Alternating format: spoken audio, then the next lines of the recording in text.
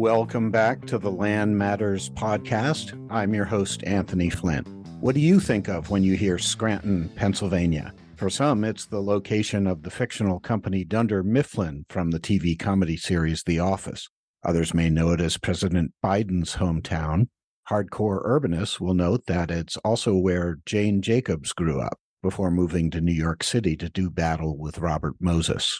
Ultimately, though, much of what Scranton is about these days is what legacy cities are confronting across the U.S. and indeed all over the world. Its post-industrial future, now that the manufacturing industries of yesteryear are long gone.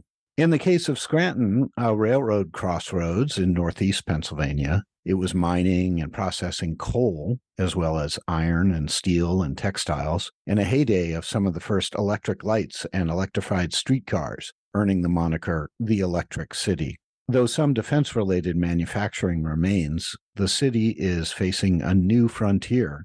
Essentially, Scranton must reinvent itself as a metropolis that was built more than a century ago for purposes that no longer exist. Into this moment comes Paige Cognetti, a transplant from Oregon with an MBA and a stint in the Treasury Department during the Obama administration to help try to forge a way forward. The 43-year-old mother of two was sworn in January 2020 after the previous chief executive resigned and pleaded guilty to corruption charges. She won re-election to a full term in November 2021 and is the first woman to hold the office. Earlier in her career, she advised the Pennsylvania Auditor General on oversight of public school districts and care for older adults, and served on the Scranton School Board as well. She was a senior advisor to the Undersecretary for International Affairs at the U.S. Treasury Department during the Obama administration, worked in several political campaigns, and was an investment advisor in New York City as well. I had a chance to catch up with Mayor Cognetti on a recent trip to Scranton for the annual meeting of the Pennsylvania chapter of the American Planning Association. Paige Cognetti, thank you for joining the conversation at Land Matters. Thank you for having me, Anthony. I'm so excited to talk to you today. Well, our first question is about what is special and distinctive about Scranton for you personally. And the backdrop, of course, is what we talked about, President Biden's hometown, also where Jane Jacobs grew up, location of the comedy series The Office. So there are these interesting political connections to politics and culture. So with that in mind, what's special about the city for you, and what qualities are drawing new residents and facilitating regeneration? It's funny, politics is what brought me to Scranton in northeastern Pennsylvania originally. I'm from Oregon and moved to Washington, D.C. in 2005. Ended up coming to Scranton for a political campaign in 2005, and then met my husband. And it's a long story until we get here in 2023, but politics did bring me to Scranton, and it can be a real anchor for what Scranton is known for. But more important than that is its existence as a legacy city, as an industrial city that was so transformative and was really part of the Industrial Revolution in the United States and exported things abroad, exported energy all throughout North America. That's a huge piece of our heritage. The anthracite coal that was mined from around and underneath us really set the tone for the type of entrepreneurship that we are still known for and that we're looking to have more of in Scranton. You went to the lace factory the other day, Anthony. The textile industry was also big. You would have men working in coal mines and women working in textiles. So there was this really perfect marriage between those two industries, and that drove the economy for a very long time. But of course, we don't have those industries here anymore. And the Scranton story now is one, I think, of resilience and creativity. Also, a little bit of luck. I think Scranton's been lucky here and there over time, where the folks that created the Scranton plan back after anthracite coal started to diminish, they really were focusing on diversifying the economy. And that's continued to help us as we go on here in this economy, where COVID hit and we didn't get the vacant downtown that some cities have struggled with, because we don't have any one anchor institution or any one anchor industry anymore. The different generations before us saw that if you anchor everything in an extractive industry like coal and that goes away, then you're left with nothing. So they did a good job of diversifying the economy. We have lots of educational institutions, we have hospitals, we have healthcare, we have services. We also still have 11% of our jobs that are based in manufacturing. We still have family-owned steel companies in Scranton. There's a lot of different industries. There's a lot of different family-owned smaller businesses. It's really important for our economy. And that family-owned piece is, for me personally, a big touch point. My husband is a fourth generation business owner here in the food business. And you see a lot of families that have continued through generations to own different businesses and be a part of multiple types of industries. The special thing about Scranton, you still have people that live in the home that their grandparents or even great grandparents built. You have people that still live down the street from grandma and grandpa or their parents, cousins that all live in the same neighborhood. And it's a really special thing. Our daughters are going to grow up with a dozen of their cousins here in Scranton. So it's a special place in that way. We've taken a lot of the great things about our past and are applying them to the future. Doesn't mean we don't have challenges, but it is a really wonderful place to be. Well, thinking about this idea of repurposing a city that was built for something else, Scranton Lace Factory used to employ thousands of people on this 34 building campus. Is that a replicable model in your opinion? I'm thinking, how can adaptive reuse go beyond a boutique scale? And this is the kind of project that is just so wonderful. And it's this incredible creative reinvention of a factory. And I'm sure it's going to be a really cool place, but are there limits to that kind of adaptive reuse?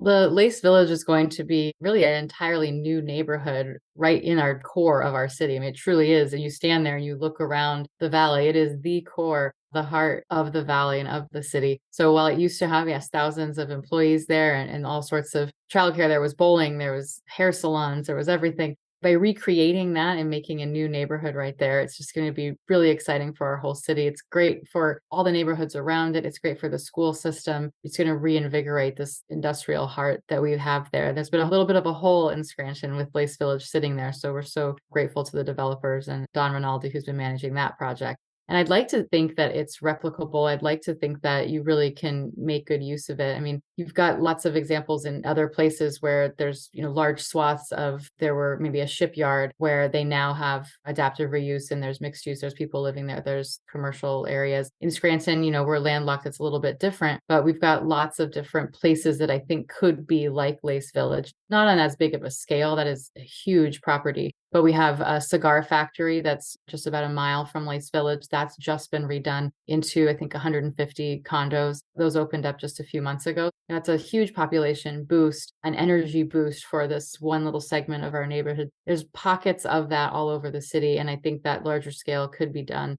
The way that they're doing it and modeling it after different cobblestones for looking like an English small town, different things that are making it unique and really catching people's attention so folks want to be there. That's something that I think we can replicate. And it does take a lot of funds. We have helped shepherd state money to that project. We believe very deeply that these have to be public-private partnerships. There's so much remediation that needs to be done. There's so much city local work that needs to be done with the streets and the curbs and the sidewalks and the lighting. There's all those pieces that we're working together with that team on. It's important that we try to find those creative ways to help fund it because we know it's a very, very heavy lift to take something that used to be a factory or an industrial area and make it usable again. But we're really excited for that project and lots of the other different smaller scale projects around the city that have that same tenor of was a factory, a place where people work. Now it's a place where people live and shop and dine. Well, the tough questions are going to keep coming here because we also got these earlier industrial functions leaving a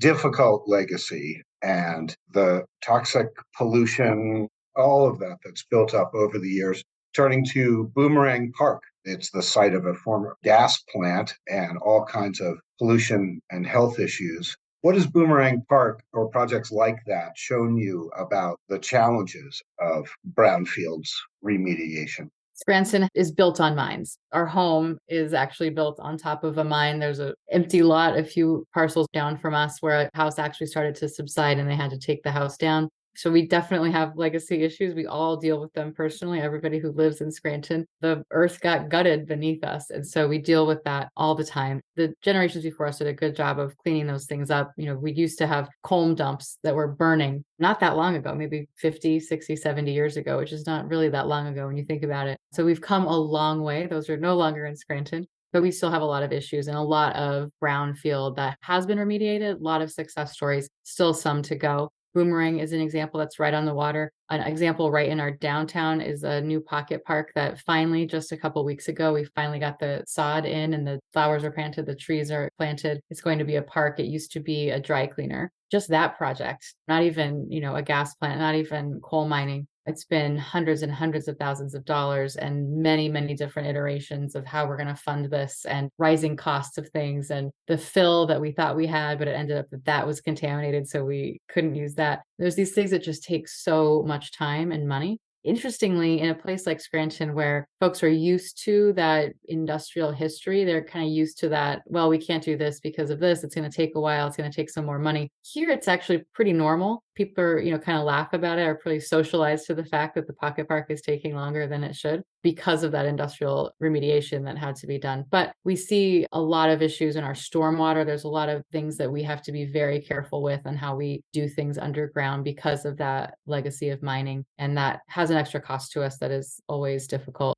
And the riverfront that we have, the Lackawanna River, is beautiful, but built up, though, with factories. It smelled bad, so everything was built facing the other way. And we have a long way to go to develop the river and celebrate it in a way that people are putting, restaurants and cafes. I always just want to have a beer at Riverside. I love doing that. We're not quite there yet. We don't have those places, but the river is clean. The river is absolutely beautiful. The next piece is that land use. The next piece is that development. And we're eager to keep partnering with our developers to help realize that. But let's keep going with vacant parcels and abandoned properties and those being revitalized and reimagined. What's your assessment of the split rate tax system, thinking about tax policy as it relates to land, where land value is more precisely assessed? Do you think it spurs redevelopment and tamps down real estate speculation? Are you worried about real estate speculation in Scranton? I'm thinking of Detroit, which wants to implement a version of a land tax. And as you know, so many other municipalities in Pennsylvania have experimented with this practice.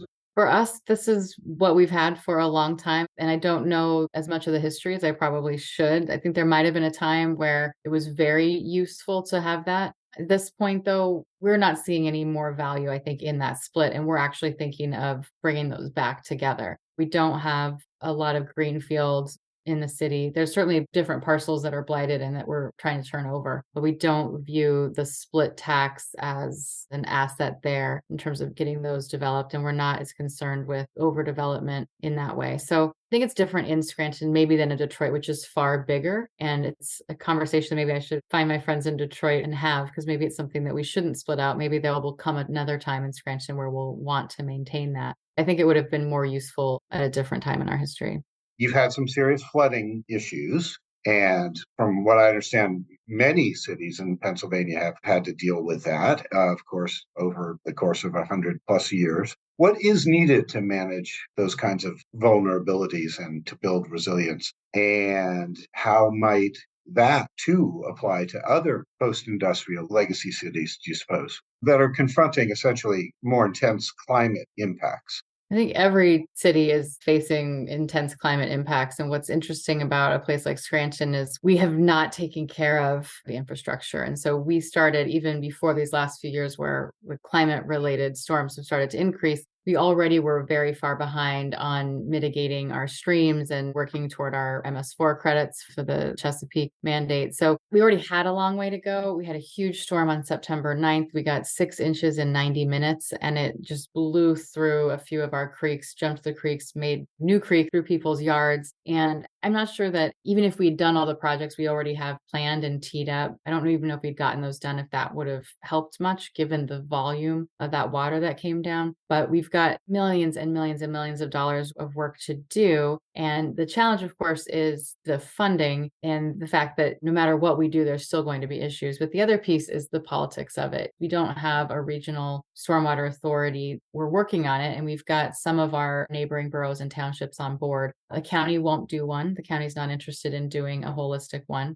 Of course, the county border doesn't really matter that much either, but at least the county would help. But we're looking at probably 8 of our municipalities that are going to join in this authority that will work together to do stormwater mitigation. And hopefully by pooling those resources, we'll be able to have an authority that's taking care of those maintenance pieces and those bigger projects, is able to raise funds on its own for those big pieces. But the politics of it are really hard because some of our bordering municipalities are not interested in working with us. So we can do all that we want on our portion of the mountain, but if the rest of the mountain above us isn't doing the work, we're going to be doing it all for nothing. So that piece is tough. You don't want to let a crisis go to waste. So we're working really hard in light of September 9th to push to get this authority. And we already have at least one municipality that's changed its mind since then, which is good. Unfortunately, it took a tragic event, a fatal event to get there, but we're going to keep working on that. It's just so much money as well. That's the issue is you don't just dredge a creek, right? There's a lot of money that goes into that project. There's a lot of permitting that needs to help get done. DEP, our Department of Environmental Protection here in Pennsylvania, has been great working with us these last 6 weeks to get those permits in. But the real fixes, the long-term fixes and the long-term maintenance and future projects that we want to see done, it takes a lot of coordination and it's still a battle politically, but we'll keep fighting it.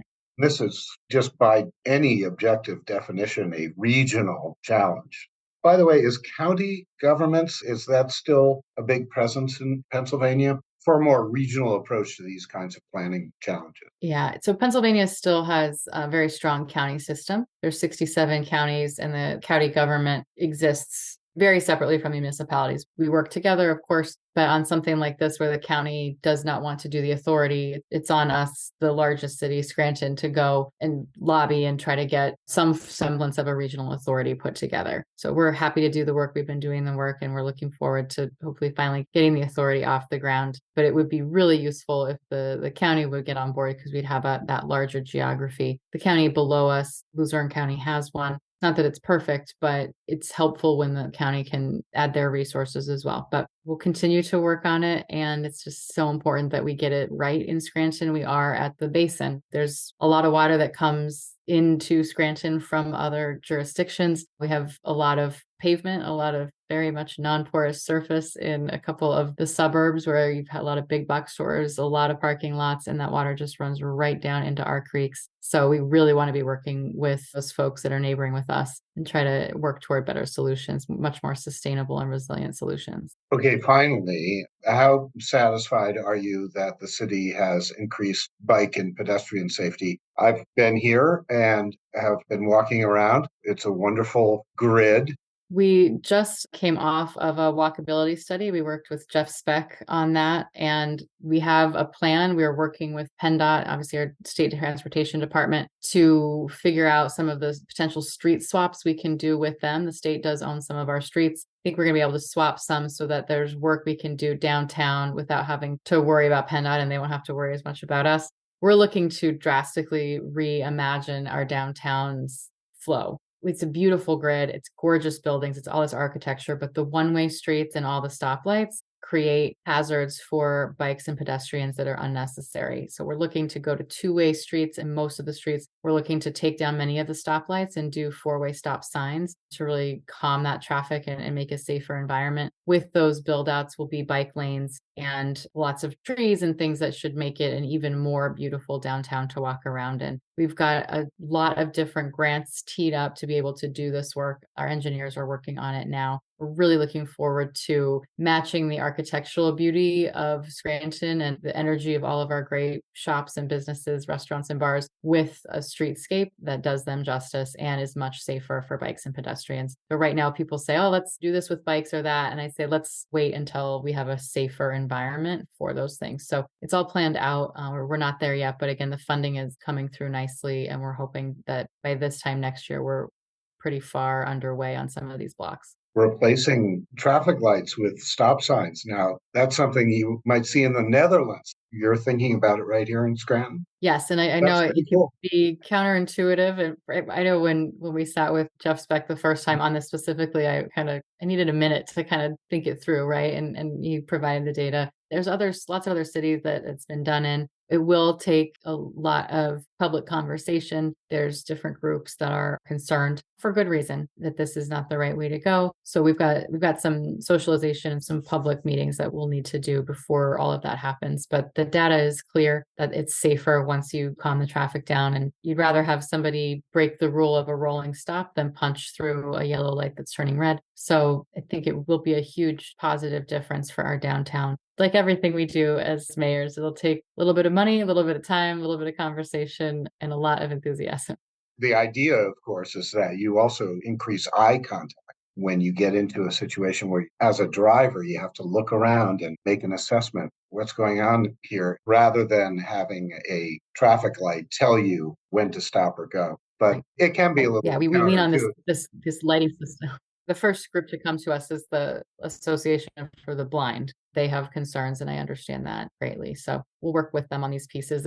Other cities have solved this, so we will take pages out of their books and get to where we need to get to. It's an absolutely gorgeous downtown. We're so lucky that the folks along the way have not taken down some of these historic buildings. Some cities took down things that they really should not have. We were spared most of that. There's a couple exceptions, but for the most part, we kept the architectural beauty around the whole city, not just the downtown. But the downtown is really striking, and it's one of the first things I think that people fall in love with when they come to Scranton. Well, Mayor Cognetti, thank you very much for having this conversation on land matters, and best of luck with the future of Scranton. Thank you. I'm happy to talk about Scranton anytime. So thank you for featuring us.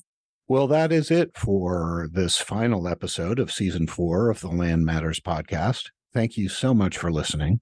For more information on legacy cities, go to our website, lincolninst.edu, and follow us on X, formerly Twitter. It's easy to remember. The handle is @landpolicy. This interview will be available online and in print ultimately in Landlines magazine as part of our series called Mayor's Desk, which, by the way, is also available now as a book. The first 20 Q&As with municipal chief executives from around the world, from Seoul to Delhi to Birmingham, Alabama. Here at the Lincoln Institute, we're all very excited about this compilation, which is richly illustrated and features an introduction by former New York City Mayor Mike Bloomberg. All discoverable on our website. Again, that's lincolninst.edu. And again, thank you for listening. I hope you'll rate, subscribe, and recommend Land Matters for anyone interested in cities and sustainability and planning. I'm Anthony Flint. Please join us next time. And for now, happy holidays to all.